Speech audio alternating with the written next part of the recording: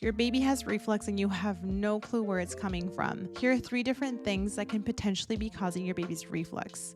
I'm a pediatric occupational therapist of 13 years. I'm Adriana.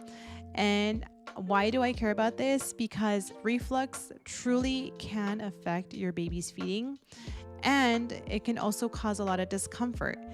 And when it comes to discomfort, when it comes to reflux, it can potentially affect your baby in terms of not being able to do tummy time or rolling because they're not feeling their 100%, especially if they're having these type of symptoms. Check out this video right here on different types of characteristics of reflux that are very noticeable, and also this video up here on ways that you can potentially help your baby with reflux. So here are 3 different potential causes that can be affecting your baby overall.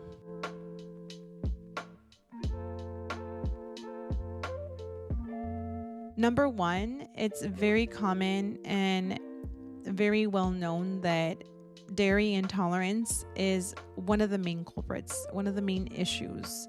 So obviously moms who are breastfeeding, typically doctors end up recommending to decrease dairy consumption in their diet or completely eliminate it. And it can be pretty tough and difficult to do that because a lot of different types of foods do contain some dairy in it. Not only the moms who breastfeed, but also formulas have dairy in it. And unfortunately, it can affect the baby overall. So that's why there are other broken down formulas such as Gentle Ease, which is a lot more gentler for the baby, or really broken down formulas that truly help digest the dairy a lot more easily. So those basically are more so prescribed by pediatricians, and dairy can affect your baby overall and can cause reflux within your baby. And usually making that formula switch or usually making that switch within your diet can potentially help the baby overall.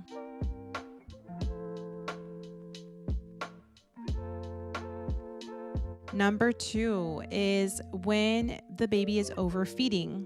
Now, typically babies don't know when to stop, especially when we're force feeding the baby and when we are trying to give the baby extra volume so they're able to potentially sleep well or sleep better, obviously, or even gain weight. But sometimes babies need to feed less, a little bit less, and a little bit more frequently to be able to decrease more of those reflux symptoms. And sometimes overfeeding can potentially be an issue overall. Now, am I saying to limit the baby consistently when it comes to formula or breastfeeding? Overall, not necessarily. Some of these babies end up overfeeding sometimes, and it can happen where we can't really limit them, especially when we're breastfeeding as well. And it can cause the baby to spit up and not feel very comfortable.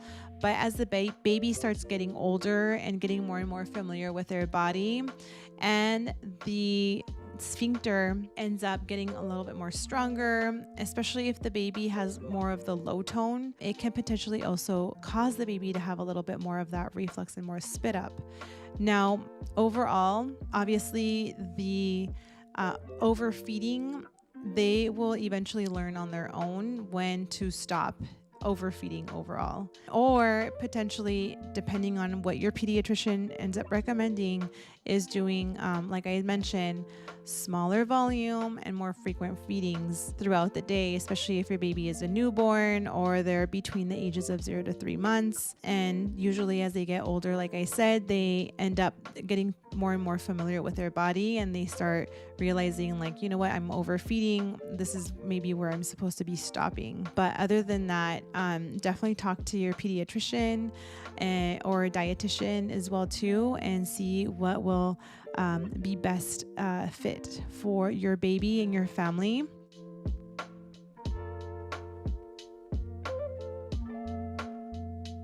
Now, the third thing that could potentially be causing your baby's reflux is air intake.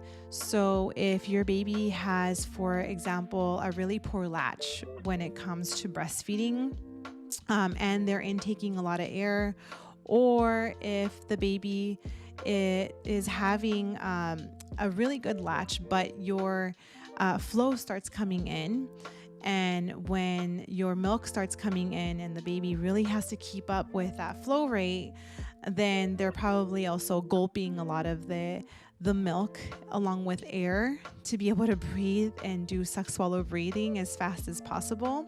Same thing with babies who are bottle feeding, and we are noticing that the baby is unable to handle the flow rate, and that can tend to be an issue as well. Or we may be overpacing the baby as well, where they're intaking a lot of the air. Definitely check out my video on is the nipple way too fast for your baby, or also feeding mistakes that moms and dads end up making when it comes to bottle feeding and positioning overall. So check those out.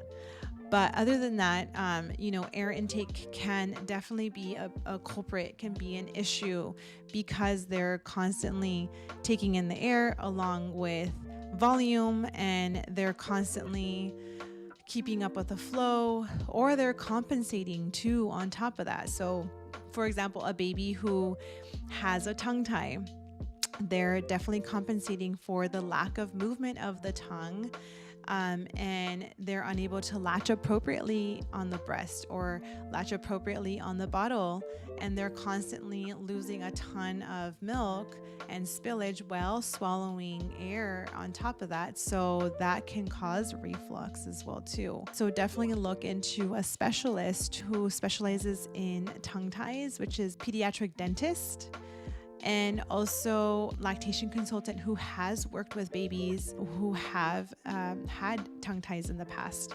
and have needed to get their tongue tie released. And some babies don't even need that. They just need different modifications, such as a slower flow rate, or also a different type of position as well too. So definitely look into that. And also they may need a little bit more burping as well too. Babies who take in a little bit more of that extra air will potentially need more of that burp, just to decrease more of those reflux symptoms. Now, one of the main things that I also wanted to talk about, other than babies who have more like that hypotonia, meaning that their body seems kind of like looser than usual, their type of muscle is more on the softer side, I guess you could say. I also want to talk about the babies who were born premature. And preemie babies are obviously, their gut flora is completely different than a full-term baby. And typically babies who are premature, they end up putting them on formula.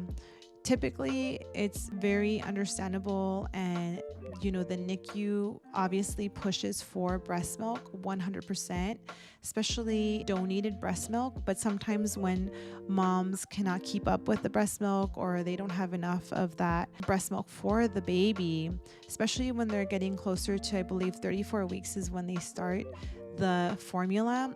I guess it depends on every different hospital as well too. Some hospitals don't even offer donated breast milk, unfortunately, and they go straight to the formula. And again, it increases the risk of necrotizing enterocolitis, which is a whole other subject. But other than that, these little ones end up having more increased reflux. And when they have more of that reflux, they're just a lot more sensitive to pretty much any type of formula, as well as any type of diet that the mom also has. But babies overall who are premature, they have a pretty tough time when it comes to reflux and the reflux symptoms, which I have definitely noticed as a feeding therapist. And these are the things that we have to unfortunately deal with at the hospital to be able to help the baby feed more. Because sometimes when babies have the reflux, they don't want to intake more because they're already irritated in the esophagus, because they're constantly spitting up.